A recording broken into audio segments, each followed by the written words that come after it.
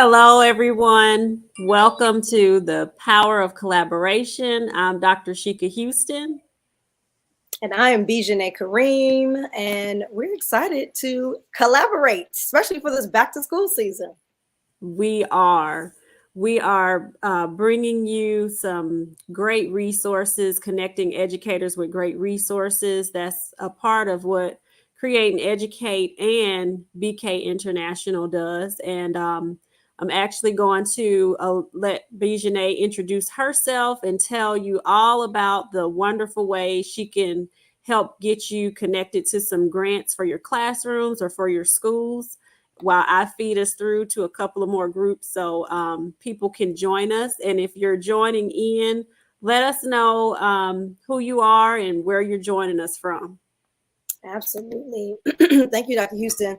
So I am Bijane Kareem, Executive Director of BK International Education Consultancy, close partner with Create and Educate. And I'm an equity advocate. I'm an educator, I'm an author, and my sole purpose in life is to help amplify education equity. So, particularly children of color can access innovative education regardless of where they live, their zip code, the color of their skin, their social economic status. And so I had served as a classroom teacher for over 10 years. And for me, I was often frustrated with the lack of resources and even the trainings that I attended that I feel like didn't really move the needle for my kids. And also, if you're an educator out there, you understand this, having to spend out of my own pocket for classroom supplies, whether it's books, whether it's materials. Nowadays, with the advance of technology, there's, tech programs and software and all those things and devices that make a classroom innovative and help to support 21st century learning. And so when I felt a calling to, you know what, let me do something about this. There has to be a better way than me spending out of pocket and not having the resources that I needed for my kids.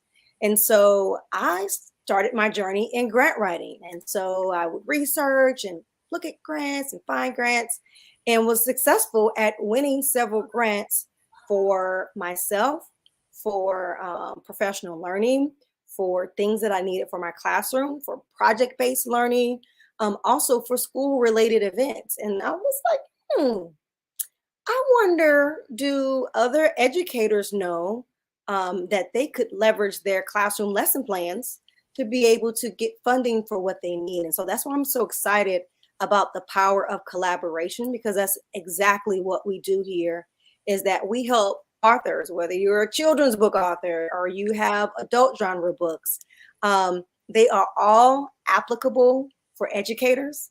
If you don't know, over 80% of educators are women. Hint, hint, hint, hint, if you didn't know that statistic. And they have great purchasing power. And so we help to fully stock classrooms, help authors get their books into schools, as well as find them funding and grants so that they can increase their readership as well as their sales and get those books in the hands of where they belong. So we're excited to host today's show and featured a special guest, a special author. Dr. Houston, you know her very well. I Tell do. us a little bit about her, who we have on tonight. I do. I am going to bring her up and let her introduce herself. And I'm going to greet people that are joining in with us. Good evening, Principal Hurt, joining us from Detroit. And we have Mr. Darnell joining us from Minneapolis. Thank you for joining us. Miss Dot McKeever Jeter, thank you for joining us and sharing. So if you all would share this great information with other educators, and we're going to bring up our guest, Miss Courtney Lee Smith. Welcome, welcome, welcome, welcome. How are you doing today? Great. I am excited to be here. To be considered a resource for educators is very important, especially in this season now, where there are so many things that we really need to get into the hands of the educators and get in the hands of our kids to kind of shift some things that have been going on in our society. That's right. And we're better together. So I'm glad Yes. that we collaborate. We are. Well, one of the shows that Tammy and I feature on Saturdays, our Real Academy, we talked about school safety and also resources for grief that counselors and teachers could use. So one of the things that we specialize in at Create and Educate is finding a lot of those non-traditional resources that sometimes schools are not really intentional about going after. We have been intentional about seeking other resources out, especially those that are culturally relevant. I know when we had a death in the family, I went to Books a Million to try to find a book for my daughters to help them understand grief and death and, how to explain it. And I didn't find any books that were representative of our culture. None of the books and none of the characters, looked like us. So, they're difficult. It's difficult to find culturally relevant material. So when I found out that Courtney has a program that she's developed for adults and things that can be used with children, I thought that would be something great that we could make sure our schools are aware of. So Courtney, just tell us a little bit about yourself and what you have to offer that could possibly help counselors in schools talk with children about grief, as well as maybe some of the staff members or even some parents. Yes. Out of the last school shooting, unfortunately, there are so many that have happened in our nation, but the last school shooting kind of spurred me because it happened over the summer break to really create some resources that were really geared to having healthy conversations with our kids. And it did because I had to look back at how I really had conversations with my kids when they've had losses. And I can really say I was probably very lacking in that area, because we always say, they'll get over it. They're young, they're resilient, they'll figure it out. A lot of the times we have as parents, those are the conversations we have. And I said, now I've been teaching grief and loss to adults, how to get beyond loss. And I got my certification 2 years ago, how to deal with adolescents and youth, but I hadn't created any product to help them. And I was like, okay, now it's time for me to step outside of the box and do something a little different and have that conversation with kids that I didn't have with my own kids. So it spurred me to create actually 6 little comic books to start that conversation. And I think it's really more geared so that the teachers or the parents can go in and kind of read these books and spur a conversation along so that they understand, grief, they understand death, they understand loss, they understand violence to a point that they're not just suppressing all of these things and really not understanding how to experience it and how to express themselves. So seeing themselves as the hero in their own stories will happily help them evolve and thrive and be heroes in their own lives. Well, I think that's great, Courtney, especially how you used comic book, the storytelling of the features of comic books to be able to get that across to students. So I think that's something definitely that will be very easy to relate to students and something that will make them come out of their comfort zone and more likely to open up and talk, because sometimes when we just ask children questions, they're not going to be forthcoming with information about how they feel. But if you put it into the context of relating it to a character in a story or relating it to a comic book like you talked about, then it's easier for them to talk about how they feel. That's right. And I love that it's culturally relevant, right? And age appropriate, because as you mentioned, there's been school shootings, but also just with the impacts of COVID, there's been a lot of family members who passed away. And so if not now, it's a perfect time for that resource for families. So thank you. Thank you for pouring your heart, your soul, your experience into that, because I can see that it's going to definitely impact and bless a lot of families, and even adults as well. Right. And you also have resources for adults, because I know several staff members, and even in my own family, we've have experienced a lot more loss. So what are your resources that you have available for adults? Well, I have a workbook that goes along with a course as well. But Mhm. I want to tell you all, my spin on grief is probably a little bit different than everyone else's. You know, everyone sees grief as a hardship. My view of grief is it is something that is good because it helps us grow and it stretches us to our next level. So the workbook is written on the premises of a 90-day growth time. So not the 21 days of just changing habits, but the 90 days of actually becoming a new person, actually breaking out of the cocoon, of grief and being reborn again after those traumas and trials in our lives. So it's a 90-day program that actually takes you through a process of really internalizing and embracing the season of grief. A lot of times we don't want to grieve, because even as adults, we've said never let people see you cry, never let people know you hurt, all of these things that we have heard traditionally, or time will naturally heal it, but time does nothing if we do nothing different. So this workbook allows you to walk through what you should be doing those 90 days. And I'm not saying after 90 days you're going to feel all great, you're not going to remember death, but what I'm saying is this is the process that will allow you to grow doing it, so you don't get stuck and 10 years later you haven't even had a conversation about why you're having these feelings. Mhm. And I have a lot of free resources as well, because I do know that everybody can't afford counseling. They can't afford to necessarily get in a workshop or have access. So I do have a media ministry, and I call it a ministry because I do give away godly strategies. It is faith-based. I Mhm. give away godly strategies that tell you how to navigate through your season of grief. Um, One thing that I do and I've been faithful about, every first Saturday, I have a show on. And yes, it is at 6 o'clock in the morning, because that is our shift into completing some things that God has called us to do. So it's purposefully at 6 because that's my assignment. It's about shifting through grief and beyond our loss. So it's some strategies to help you actually make some positive progress, because I don't think people realize there is a way to grieve negative.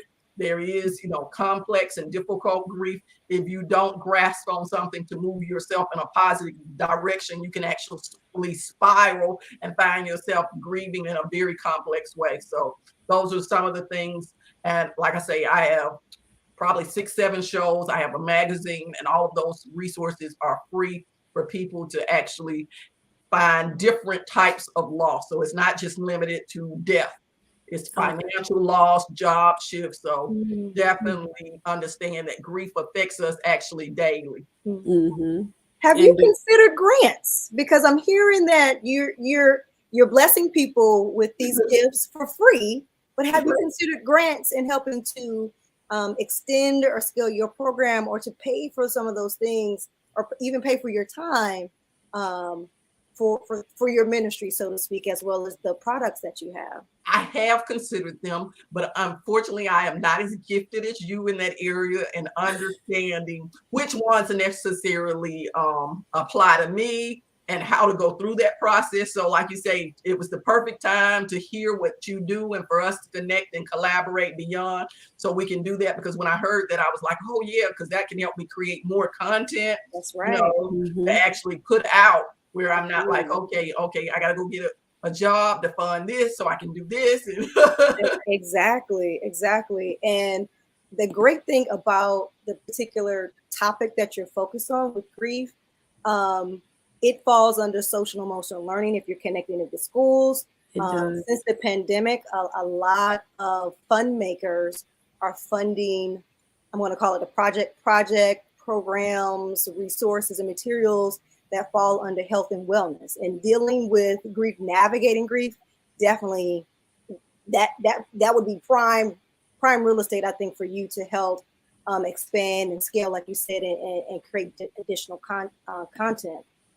What I do at BK International Education Consultancy is really to help amplify education equity through innovative education. And I think what you're doing is extremely innovative, whether children are in school or they're out of school, because learning, we know, takes place in both places, right? In school and out of school. And what we do offer, we have some toolkits. So being that you're an educator, I'm sure that you can appreciate that you've probably written a lesson plan before. Have you written a lesson plan ever before? Yes, I Yeah. actually trained and wrote lesson plans for 25 years. So Okay.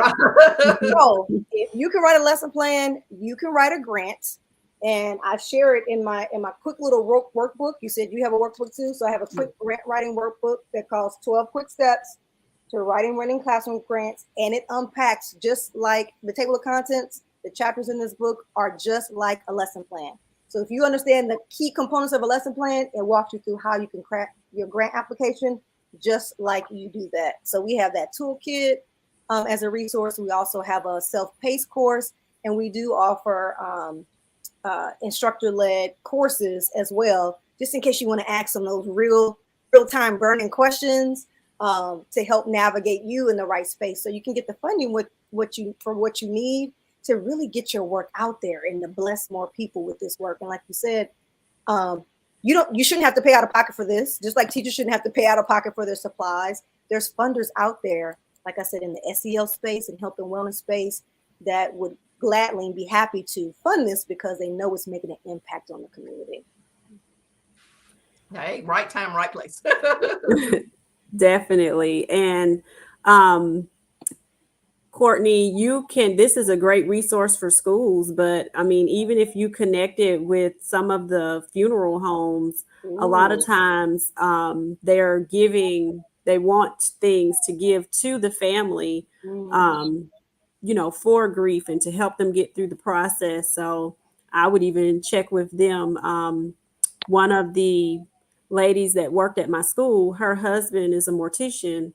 So I know that they definitely purchase things, for the families because they want it to be, a soothing experience as possible and try to do everything they can to accommodate the family. So even a gift to help work through grief would be something that would be, I'm sure, very well received.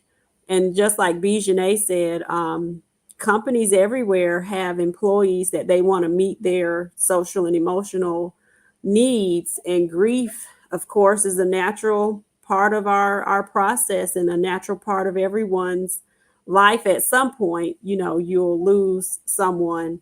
So having your resource and learning how to cope with those feelings and emotions are something that's needed for adults as well as children. So I'm glad that that's something you decided to do. Did you want to share a little bit about your story and why you started this? Yes, I can do that. For me, I can say it started off as a ministry. Me and my husband, we lost our spouses same year, same month, in 2012.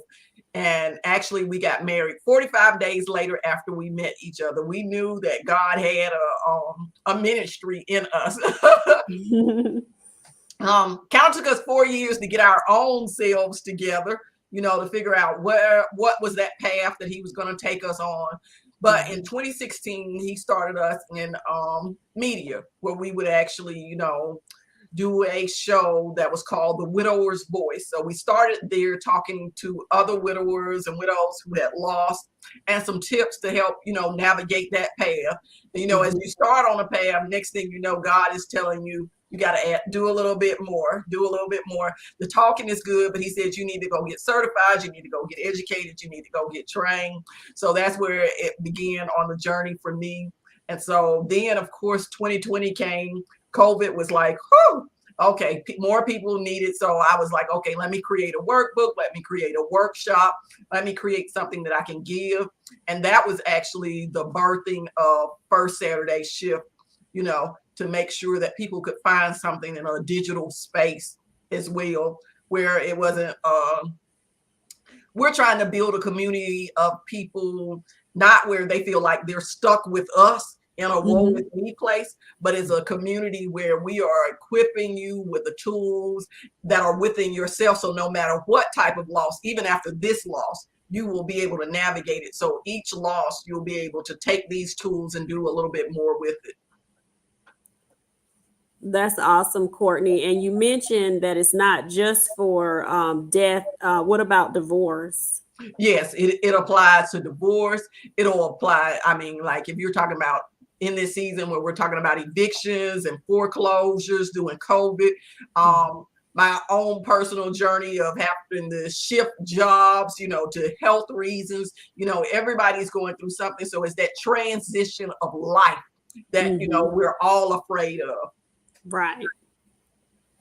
Well, I am so happy to be able to connect this with educators, and I know that it will be something that will be of great use to people. So the newsletter is another part of what we offer at Create and Educate, connecting educators to great resources. So I'm going to put the newsletter in the comments here. So if you would click on that newsletter, it will show you all of the links that will connect you with Courtney and what she has to offer, and also the book that Bijane has on the 12 steps to writing a successful classroom grant. Again, at Create and Educate, we specialize in getting you connected with great resources, and we are intentional about seeking those out. So if you are a person that has something that you think would be great for educators that, hasn't been introduced to us, because one of the things that Tammy and I found, she's my co-founder of Create and Educate, when we were going through the process of trying to improve our schools, because she's at an elementary school and I'm at a middle school, it wasn't the traditional way of doing business or doing things the same way that we had always done it.